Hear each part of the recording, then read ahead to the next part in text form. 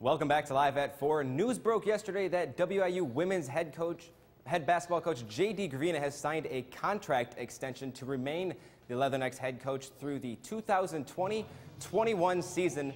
This past season, Gravina led the Leathernecks to their first Summit League title since the 1994-95 campaign. Also, associate head coach Seth Minter's contract has been extended as well. Let's go over to high school now. The Macomb High baseball team was in action against West Central Conference foe Monmouth Roseville on Tuesday. We're going to pick action up in the bottom of the 6th inning. Bombers trailing 4-3. Here, Blake Kelly sends it down the left field line. The throw to third in plenty of time, but apparently there's no tag on Corby Foxall. Thank you, Mr. Umpire. 2 runners in scoring position now for Cale Reeves. Grounder to the shortstop. Throw goes home for out number 2, but our camera is still rolling here, and Kelly tries to catch everybody napping, but he runs the Bombers out of scoring position, thus ending the inning and the scoring threat. So MHS down by 1 with 2 outs in the bottom of the 7th, and Brandon Bickers delivers a single up the middle to tie the game, but the play at the plate, and we're going to go to extras here. All the way to the top of the 9th is where we're headed. We're going to still be tied at 4 apiece, and a shot over the head of the center fielder would do it for the game. That would be the difference. It took extras, but the Titans would edge the Bombers. 9 innings overall. Monmouth Roseville tops Macomb High 5-4 in the West Central Conference clash. Let's switch gears for a second, going over to the soccer field. The Macomb High girls soccer team took the pitch against Moline High School on Tuesday. It was a dreary afternoon at Edison Field. MHS entering the game with only 1 goal on the year. Moline striking quickly and often here. Karima Rangel draws the goalie out of the net and scores the first goal in the first minute of the game. Now Rangel again, but the ball is still going to be loose in front of the goalkeeper, and Fiona Roars gets to poke it into the back of the net. 2-0, the Maroons would lead it early on. Later in the half, the ball pinballs around here until Crompton ends up with it, and she loops it in to score. 3-0 Moline after the first 5 minutes of the contest.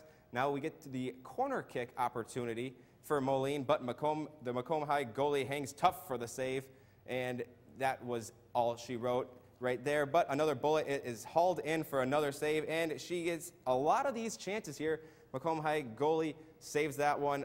Early scoring chance here within the first 20 minutes for MHS, but they run out of real estate right before the goalie, and Macomb High would not score in this one. The final score here, 13-0. Moline takes this one. WIU now welcomed we're going to go to Western Illinois now. WIU welcomed the first openly gay player to be drafted into the NFL last week. Michael Sam came to talk about his life story and obstacles he's faced along the way.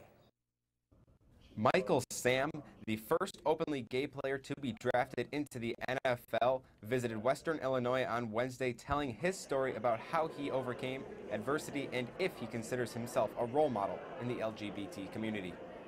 To me, I don't consider myself as a role model. I just consider myself, I'm going to just do me and then do the right things. And if people want to see that as a role model, then I would do that. But I'll be that guy. But I never wanted to, I don't consider myself as an advocate, or I just consider myself as openly proud gay man and just going to do right by me and my community. Sam reflected on his coming out back in his senior year of college, and he has a message for those in a similar position. To me, my coming out was the day I came out on my first day at camp in my senior year, and that is when my moment. So I believe that whenever it's your moment, whenever it's your time to come out, be comfortable and own it. So don't let anyone influence you or force you to come out before that. You are the only one who knows when it's your time to come out. On why Sam likes to share his story in front of people across the country, the reason is because his sharing might help someone else.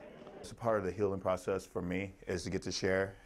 It's therapeutic, and just want to, if I could help someone who maybe just don't know or frightened of don't know how to come out to their family or to work, it's just anything I can help.